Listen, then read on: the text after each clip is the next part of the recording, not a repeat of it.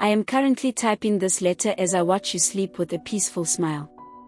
You have all the time in the world, baby girl. Do not waste any second of it. I always wanted to experience how life in the university was like. Even if I knew I wouldn't graduate. My parents would never get to see me wear a convocation gown. At least they got to see me in matriculation gown, hee hee. You are one of the best things that has happened to me in my life. You might wonder how or why. Here's why. Even though you always thought I needed psychiatric help with my trash obsession, you never said that to me in the face. Other roommates would have abandoned the room or filed several reports to the school and hostel management. But you didn't do any of those. You endured having to wake up every morning to a wall that had clean junk piled up against it. I know you think I'm not aware you even made more space for me to keep my sacks by leaving out more than 50% of your personal space for me under the pretense that you didn't have a lot of belongings, when in reality your wardrobe was barely staying closed due to the large amount of things you kept in there. You don't know this, but you've helped me live the last of my days doing something I loved. Making an impact on someone. You'll understand better when you get to the hospital. Many people call me names like trash girl and other sinister descriptions. But you never for once called me anything other than my real name. You claim to dislike me and my attitude, but deep down you just want to understand why I am like this. I already told you I am a stage 4 lung cancer patient and I cherished every second I breathed in air. Do not beat yourself up for not taking closer looks at me to realize I was actually sick. It's not your fault. I never spoke much because it was hard enough to breathe without the aid of a tube. I was always away on weekends to give those sacks to someone who needed them at the hospital and then have my appointments with the doctor afterwards. I never let you do anything for me because I didn't want you to stumble upon any of my medications or documents as a patient. I am in pain, girl. And I can't take it anymore. I don't know how I survived this long, but I am grateful for it.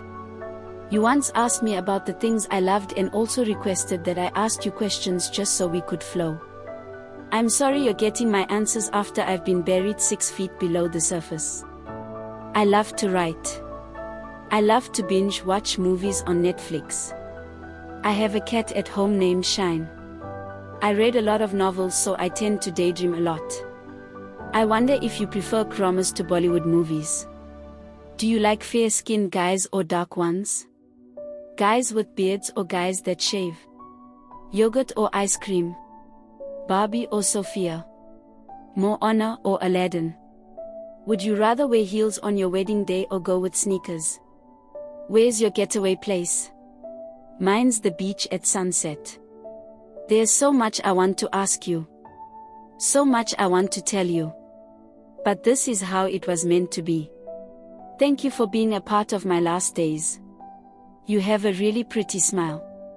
I always wanted to tell you that. Never let the world take your smile away. Till we meet again. Trash girl. We're here. Her sister's voice brought me out of my thoughts. Wordlessly, I got alighted from the car and followed her inside. We didn't spend much time at the reception as a doctor came out not long after we got in. I got to know he was her husband. After solemn pleasantries, they took me to a ward. I found a girl of about 10 years of age lying on the bed with various tubes connected to her body. She looked really frail. I had a feeling she wouldn't last the week. My heart broke even further as she opened her eyes and all I could see was dullness. I looked up to my new friends and asked in a whisper, "Why did you bring me to this ward?" I was supposed to see what my roommate did with those plastics and nylons, but you brought me to a dying girl's ward. Why? Look around. You'll find your answers, her sister said before leaving the room with her husband. I wanted to follow them out, but my eyes caught sight of a cup. My smoothie cup. I could recognize it because of the logo on it. It had been converted to a crayon and pencils cup. I asked my mum to leave that behind when she wanted to sell the others to the company that buys them from her. I heard a little voice say. Turning around, I found out that the girl had pulled herself up to a sitting position. I walked over to her bed slowly and sat down by the edge. "So you're the one who uses all those plastics?" my friend gathered. She nodded, "Yes. As you can tell, I am dying. I am a cancer patient just like your friend." She pulled off her cap to reveal a clearly shaved head. "How did you meet my friend?" "Here at the hospital, duh," she replied with a struggling smile. I returned the smile. Then she continued, her facial expression turning serious once more. "I was at the brink of death when she found me here. My parents couldn't afford the maintenance bill to keep me on the life-supporting machines. I was going to die anyway, but they weren't ready to say goodbye. However, they had no money left to keep me on those machines. Your friend heard about my case and decided to do something about it. She couldn't tell her parents as they also had to pay her own huge hospital bills even though her sister's husband works here. I had given up on living when she came in here one day and asked me to move my fingers if I wasn't ready to say goodbye to my family yet. I did. So she promised me I was going to live for a little while longer before leaving the ward. I was told she emptied her savings to help settle some of the bills without her parents' knowledge. My condition was stabilized, and I was back on the support of the machines and chemo treatment. My lips started to shake as the girl's story seemed to be hitting a really sensitive nerve in me. She came back a few days later with 2 sacks of plastics and reusable nylons along with someone from a company that was willing to buy these things at a high price. She handed over the sacks to my mum and promised to bring plastics every weekend for her to sell to the company. The money gotten from those junks she found is what has sustained me till this very moment. She was dying as well, but according to her, she was ready to go while I wasn't ready. I'm sure you're aware she passed away last week. I nodded with a clogged throat. She told me you would come exactly a week after her demise. I am happy I got to meet her only friend. SSH, she said I was her only friend. Yes. And that you really helped her with gathering those junks by giving her plenty space to keep them. Thank you very much. I needed to get out of the room as fast as possible. I would burst into tears at any minute and I didn't want the kid to see that. So I stood up slowly as I held the girl's hands. Now that there is no more plastic or nylon to sell, are you ready to say goodbye to your family? She smiled brightly. Yes, I am. You can't always hold on to this life forever. I realized we're all going to die someday. My time just came a little sooner than others.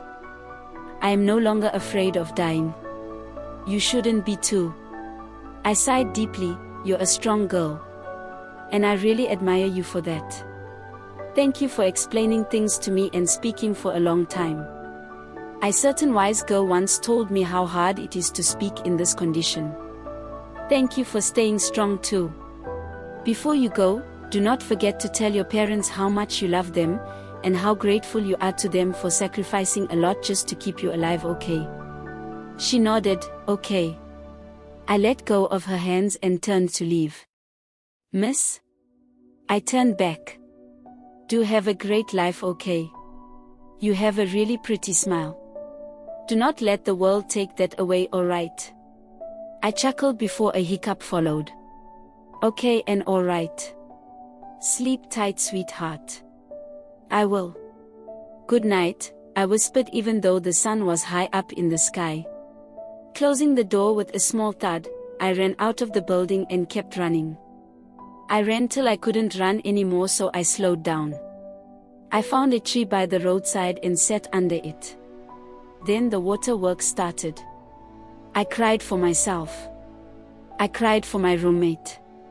I cried for the little girl whose existence I wasn't aware of until 30 minutes ago. Maybe, just maybe, if I hadn't been so judgmental. If I had made keener attempts to know my roommate more and be her friend for real, we would have made memories together. She wouldn't have had to suffer and struggle all alone to turn trash bins upside down just so she could give a little girl the chance to spend more time with her family.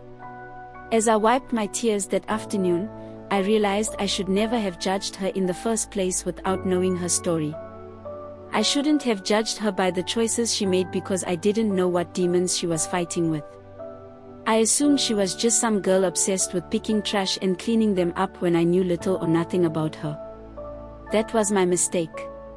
I stood up to dust myself before walking back the direction I came from with a mind determined to never again make such a mistake. "Goodbye, baby girl," I whispered into the wind. A/N. Few white heart. That was hard. You may know someone's name, but you don't always know their story. Try to connect with the people around you and get to know them better. I learned this the hard way too.